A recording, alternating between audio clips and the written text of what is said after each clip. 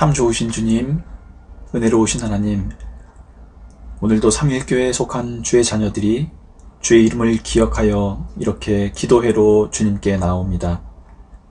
마음에 품은 소원들과 각자 처한 형편과 처지를 아시오니 그 마음속의 소원을 주의 뜻 안에서 이루어지도록 은혜를 베풀어 주시고, 주의 뜻과 다르게 품어진 것들이 있다면 바른 길로 인도해 주셔서 저희가 조금 더 주님 마음에 합한 자녀가 되도록 자비로 함께하옵소서. 예배당에서 함께 모여 한 마음으로 주께 기도하게 될 날을 소망합니다. 그러나 이런 질병의 위험 역시 하나님 앞에서 우리의 연약함과 교만함을 깨닫는 계기가 됨을 알게 하셔서 무절제한 삶에서 돌이키는, 그래서 주께서 주신 질서와 세상을 더욱 잘 보살피는 회개의 마음도 품게 하옵소서. 교회도 새롭게 되길 원합니다. 건물에 걸린 십자가가 아니라 주께서 지신 십자가의 고통과 그 죽음의 의미를 바라보게 하시고, 그 어둠을 이기고 부활하신 예수를 만난 기쁨이 전해지는 참 좋은 교회 되게 하옵소서. 우리를 사랑해 주시고 늘 품어주시는 참 좋으신 예수 그리스도 이름으로 기도합니다. 아멘.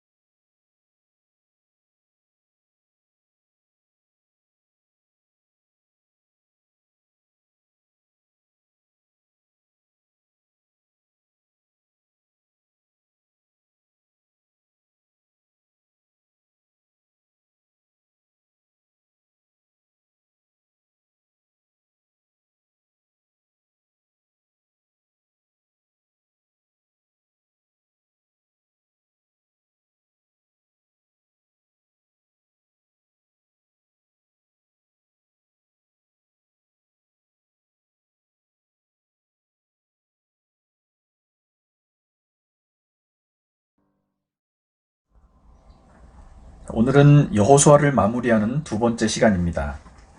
이 시간을 마지막으로 여호수아를 마칩니다. 1장부터 24장까지 중요하지 않은 장이 없지만 오늘은 여호수아의 마지막 부분 23장, 24장을 정리하겠습니다.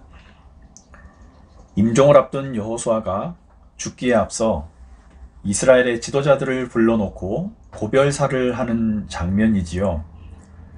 이스라엘 지도자들에게 여호와를 신뢰하며 그를 배반하지 말도록 당부하고 있는 내용입니다. 평생 동안 온 힘을 다해 하나님과 백성들을 위해 일을 해왔던 여호수아의 충성스러운 마음도 엿볼 수 있는 장이지요. 여호수아가 불러 모은 이스라엘 지도자들은 백성들의 장로들, 우두머리들, 재판장들과 관리들이었습니다. 사실상 모든 백성들의 대표들을 다 모은 거지요. 장로라는 말은 백성의 대표자를 말하는 일반적인 용어입니다. 우두머리, 수령은 각 지파나 가문 단위의 대표들을 말하는데 이 우두머리들 중에서 가장 적당한 사람을 뽑아 재판장이나 관리, 그러니까 행정 직분을 맡은 공무원 역할을 맡겼던 거지요. 모든 백성들이 아니라 대표들만 불러 모은 것은 다른 백성들과 그 대표자들 사이에 돈독한 신뢰관계가 있었음을 알 수 있는 대목이기도 합니다. 이 마지막 고별사에서 여호수아는 제일 먼저 당신들의 하나님은 여러분의 편이 되어 싸우신 분입니다 라고 말합니다. 이 자리에 모인 대표들에게 가장 먼저 하나님을 기억하게 해서 가나안 정복전쟁에서 승리하고 그 땅을 차지하게 하신 분이 하나님이시라는 사실을 다시 한번 깨닫도록 한 거지요. 물론 여호수아나 이스라엘의 노력이 있긴 했지만 그 전에 하나님의 도우심과 싸우심으로 이루어진 일이라는 것을 반드시 기억해야 한다는 뜻입니다. 그러나 여전히 정복해야 할 땅들이 남아있는 상태였기 때문에 아직도 치러야 할 크고 작은 전투들이 남아있었지요. 그래서 여호수아는 약속된 땅의 나머지 부분을 차지하기 위해서는 크게 힘써 모세의 율법책에 기록된 것을 다 지켜 행하라 이렇게 당부합니다. 24장 6절에서 8절입니다. 그러므로 너희는 크게 힘써 모세의 율법책에 기록된 것을 다 지켜 행하라. 그것을 떠나 좌로나 우로나 치우치지 말라. 너희 중에 남아있는 이 민족들 중에 들어가지 말라. 그들의 신들의 이름을 부르지 말라. 그것들을 가리켜 맹세하지 말라. 또 그것을 섬겨서 그것들에게 절하지 말라. 오직 너희의 하나님 여호와께 가까이 하기를 오늘까지 행한 것 같이 하라. 6절에서 크게 힘써 라는 말은 매우 큰 용기를 가지고 아주 담대하게 단단히 결심하고 라는 말입니다. 이스라엘이 가나안의 우상을 믿던 족속들을 상대하기 위해서 늘 하나님께 묻고 온 힘을 다했던 것처럼 우리가 하나님의 백성으로서 하나님의 뜻을 이 땅 위에 심어나가기 위해서는 그것을 방해하는 요소들을 극복할 신앙의 용기, 그것도 매우 큰 용기, 담대함, 강한 결심이 있어야 한다는 거죠. 이런 결심을 하는 일이 왜 어렵습니까? 많은 것들을 버리는 희생이 함께 따르기 때문입니다. 이들이 새로운 땅에서 새로운 삶을 시작하려면 이집트에서부터 가지고 왔던 노예 근성을 버리고 힘으로 남들을 잡아다 노예로 삼아 부리던 질서를 버리고 자신의 탐욕을 채워달라고 섬기던 우상들을 모두 버려야 했던 거죠. 자, 이 말을 조금 바꾸어서 우리에게 적용시켜 볼까요? 우리도 남은 인생을 하나님 자녀로서 새롭게 살려면 우리가 배우고 습득하고 경험한 것들을 단단히 결심하고 매우 큰 용기를 갖고 버릴 각오가 되어 있어야 한다는 겁니다. 심지어 내가 학교에서 배운 것들, 직장 생활을 통해 배운 삶의 여러 경험들, 내가 옳다고 생각하면서 지금까지 붙들고 지켜왔던 것들, 부모님들께 이어받거나 자녀들에게 전수해주던 많은 것들까지라도 과연 이것들이 하나님이 요구하실 만한 것이었을까를 고민하면서 이것은 내 뜻이지 그분 뜻이 아니었구나 라고 느껴지는 것이 있다면 당장 그 말과 행동과 가정의 전통들까지라도 바꾸라는 겁니다. 내 생각과 판단의 기준, 가정의 전통을 밑바닥까지 샅샅이 훑어보면서 하나님의 뜻에 맞지 않는 것들이 있다면 언제든 바꿀 준비를 하며 지내라는 겁니다. 이 말을 여호수아는 이렇게 표현했습니다. 7절입니다. 너희 중에 남아있는 이 민족들 중에 들어가지 말라. 그들의 신들의 이름을 부르지 말라. 그것들을 가리켜 맹세하지 말라.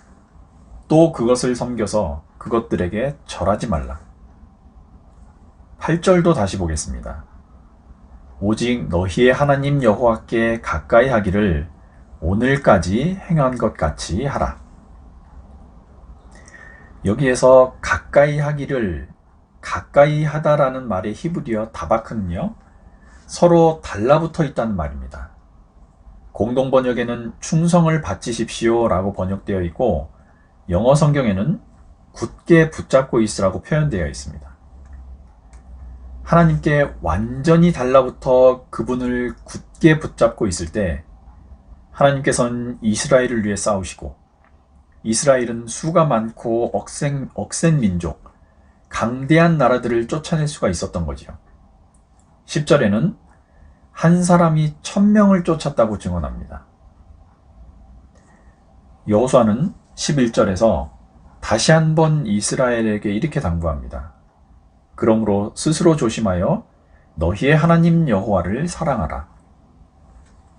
스스로 조심하라는 것은요, 깊이 삼가라, 명심하라 라는 조언입니다. 가나안 지역의 패권을 장악하고 땅을 차지했지만 사실은 지금부터 여호와 하나님을 따를 것인가, 아니면 가나안의 우상 숭배에 같이 젖어들고 휩쓸리며 멸망의 길을 걸을 것인가에 기로에 서 있다는 것을 깨달으라는 요구인 거지요. 하나님께 단단히 붙어 있을 때 이스라엘과 하나님 사이의 언약이 유지된다는 것, 그리고 그 손에 있는 복까지 얻게 될 테지만, 만약에 당신들이 그 계약을 어기고 다른 신들을 따라 그 앞에 엎드리면 그 아름다운 땅, 기름진 땅에서 결국은 멸망을 당할 거라는 경고이기도 합니다. 이 말들을 마친 여호수아는 마지막으로 이스라엘 백성에게 여호와 하나님과 이방신 중 하나를 선택하여 섬기라고 당부합니다. 24장 14절입니다. 그러므로 이제는 여호와를 경외하며 온전함과 진실함으로 그를 섬기라. 너희의 조상들이 강 저쪽과 애굽에서 섬기던 신들을 치워버리고 여호와만 섬기라. 15절도 함께 볼까요? 만일 여호와를 섬기는 것이 너희에게 좋지 않게 보이거든 너희 조상들이 강 저쪽에서 섬기던 신들이든지 또는 너희가 거주하는 땅에 있는 아모리 족속의 신들이든지 너희가 섬길 자를 오늘 택하라. 오직 나와 내 집은 여호와를 섬기겠노라 하니. 자, 이 말을 하는 여호수아의 마음과 절박함이 좀 느껴지실까요? 사실 이스라엘은 가나안 땅에 들어와서 패권을 차지한 이후에는 남은 땅들 점령해 나가기를 주저하고 있는 상황이었습니다. 이 말이 무슨 뜻입니까?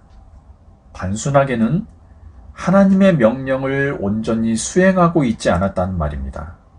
이걸 조금 더 풀어보자면, 그래, 땅을 차지하게 해준 하나님 참 감사하지. 이곳까지 와서 큰 전투들을 모두 승리하게 하셨으니까 너무너무 고맙지. 이런 마음이 들면서도 마음 한편으로는 이건 우리보다 뛰어난 문명이라 버리기 아까운데? 이런 질서가 부강한 나라, 힘있는 민족을 만드는데 훨씬 도움이 되는 거 아닐까? 그렇다면 이것도 취하고 저것도 버리지 않으면 우리에게 훨씬 더 이익이 아닐까? 이런 갈등들이 있었다는 겁니다. 성경적으로는 이스라엘 백성이 여호와 하나님을 섬기면서 여전히 다른 우상을 숭배할 마음을 열어두고 있었다는 거죠. 그래서 여호수아가 이스라엘 백성들에게 오직 한 신만을 섬기라고 당부하고 있는 겁니다. 여기에서 이스라엘 백성들에게 여러분들도 어느 신을 섬길 건지 결정하시오. 나와 내 집은 여호와를 섬기겠소 라고 말하는 여호수아의 태도도 한번 눈여겨볼 필요가 있습니다. 무조건 하나님만 섬겨야 한다는 강한 어조도 있고, 이스라엘에게 자발적으로 선택할 수 있는 기회를 주고 있기도 한 말이거든요. 사실 신앙은 억지로 강요해서 갖게 할 수 있는 성질의 것은 아닙니다. 가장 좋은 신앙, 가장 바람직한 믿음이란 것은 자발적인 선택에 의해서 온전하게 가질 수 있는 거지요. 여호수아의 이 요구에 이스라엘도 한 마음으로 결심합니다. 우리가 야훼를 버리고 다른 신들을 섬기다니 있을 수 없는 일입니다. 절대로 다른 신들을 섬기지 않을 것입니다. 그분께서 우리에게 행하신 일들을 우리가 똑똑히 기억하고 있습니다. 이 말을 들은 여호수아가 다시 말합니다. 하나님을 섬기기 위해서 여러분들은 반드시 남의 나라 신들을 치워버리시고 이스라엘의 신 야훼께만 마음을 다해야 합니다. 고린도후서 6장 말씀처럼 하나님과 우상은 같이 섬길 수 없는 존재입니다. 의와 불법이, 빛과 어두움이, 그리스도와 벨리알이, 하나님의 성전과 우상은 서로 어울릴 수 없는 존재인 거죠. 그래서 우상을 없애는 일은 하나님을 섬기는 우리에게 가장 기본적이고도 중요한 일입니다. 신앙의 결단주에는 반드시 따라와야 하는 일이 있는데 그것이 바로 이 우상을 없애는 겁니다. 행함이 없는 믿음은 있으나 마나 믿음이지요. 이건 아예 믿음이라고 할 수가 없습니다. 우상을 하나님께 반하는 모든 것, 하나님 보시기에 좋지 않은 것들이라고 정의한다면 하나님을 믿는 믿음 뒤에는 반드시 거기에 맞는 행위가 뒤따라와야 되는데 그것이 곧 내 삶을 하나님 보시기에 좋은 삶으로 만들려는 선택과 결단, 행위라는 점을 여호수아는 오늘 마지막으로 이스라엘의 대표들에게 강조하고 있는 겁니다. 이 당부, 사실은 언약이죠. 이 언약을 새로 갱신한 겁니다.